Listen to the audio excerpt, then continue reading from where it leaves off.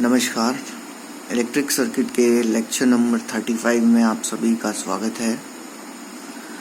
Lecture number 34 में हमने resonance topic को डिस्कस किया था, जो कि टेलीकम्युनिकेशन फील्ड के अंदर बहुत ही इम्पॉर्टेंटली यूज होता है। हमने सीरीज रेजोनेंट सर्किट भी डिस्कस किया था, जिसमें कहा था कि पावर फैक्टर यूनिटी है या नेट रिएक्टेंस इक्वल टू 0 है तो सर्किट रेजोनेंस में है, और उस पर्टिकुलर कंडीशन में या रेजोनेंट कंडीशन में हमने उस power factor, current, voltage, behaviour of resistance, inductor and capacitor with the change in frequency और बैंडविड्थ के बारे में डिस्कस किया था।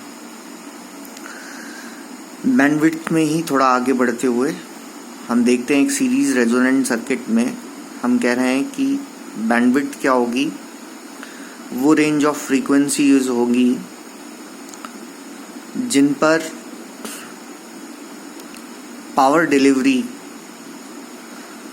ग्रेटर देन और इक्वल टू P0/2 होगी। और P0 क्या है? P0 is the power delivered to R at resonance.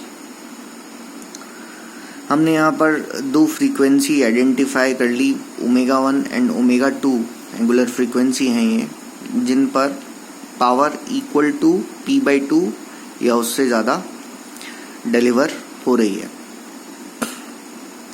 अगर हम मैग्नीट्यूड देखें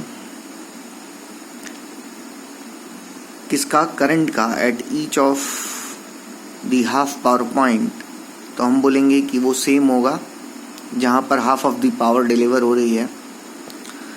तो अगर I1 स्क्वायर इंटू R ω1 पर या ω1 फ्रीक्वेंसी पर पावर डिलीवरी है, और I2 स्क्वायर R ω2 पर पावर डिलीवरी है, तो ये दोनों इक्वल होंगे half of the I0 square R। I0 क्या है? यहाँ पर रेजोनेंट करंट है, यानी half of the power deliver हो रही है।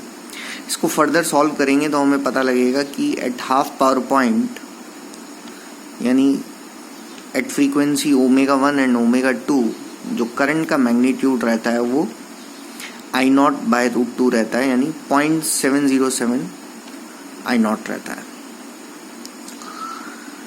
हम बैंडविड्थ के एक्सप्रेशन पर आते हैं।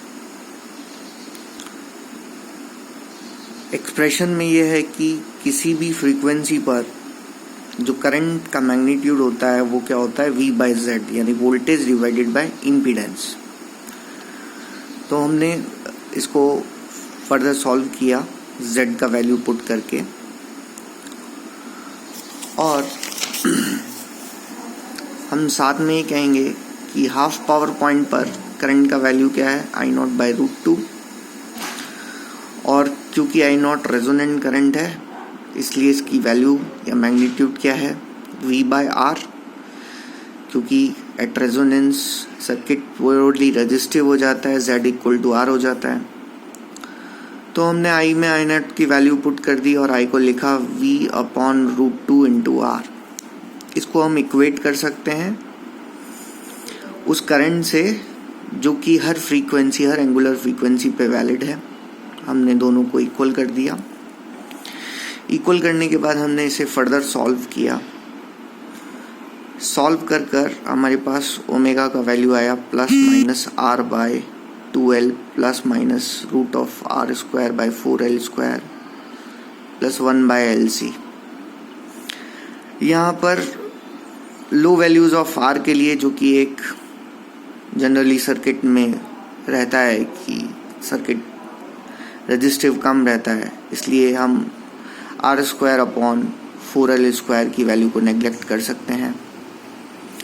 नेग्लेक्ट करने के बाद हमारे पास ओमेगा = ±R/2L ±1/√LC आया, और 1/√LC को हम ω0 लिख सकते हैं।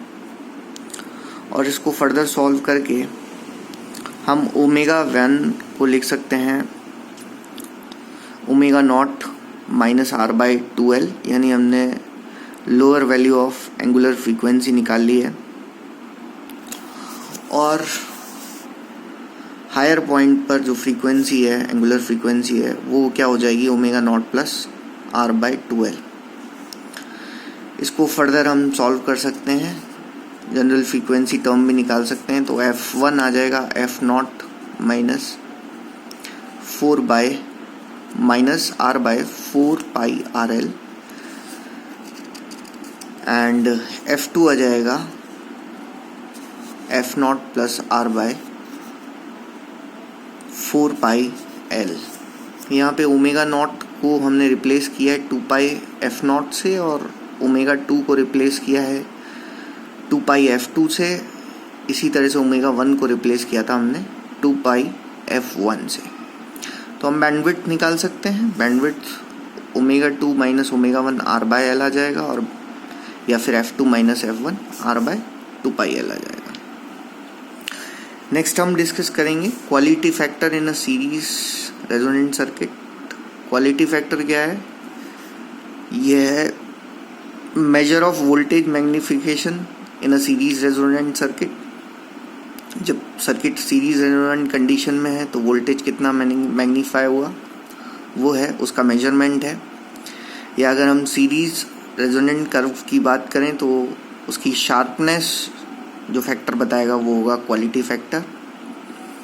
मैथमेटिकली क्वालिटी फैक्टर को हम डिफाइन कर सकते हैं ratio of voltage across inductor और capacitor to the voltage at resonance. इसको हमने मैथमेटिकली लिख लिया है V L naught upon V is equals to V C naught upon V. V L naught और V C naught voltage across inductor and capacitor है at resonance. Substitute कर दी V L naught और V की value, इसको further solve किया और हमारे पास क्वालिटी फैक्टर की वैल्यू आ गई 1 upon R root of L by C। Thank you.